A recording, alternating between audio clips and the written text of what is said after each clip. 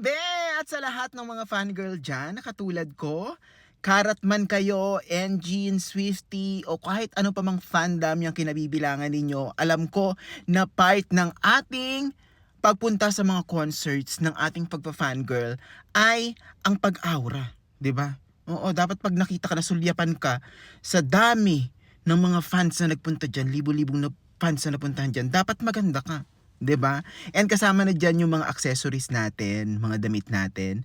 And kung naghahanap kayo mga bena, mga beaded accessories, mga beaded na pang-aura dyan, ito nga ang masasuggest ko sa inyo, itong beads and threads, ayan, meron din sila mga pa-freebies and everything, tapos ipopost ko rito lahat ng kanilang mga social media accounts para maka-order kayo or makapagpa-customize kayo ng mga gusto nyong designs, ganyan.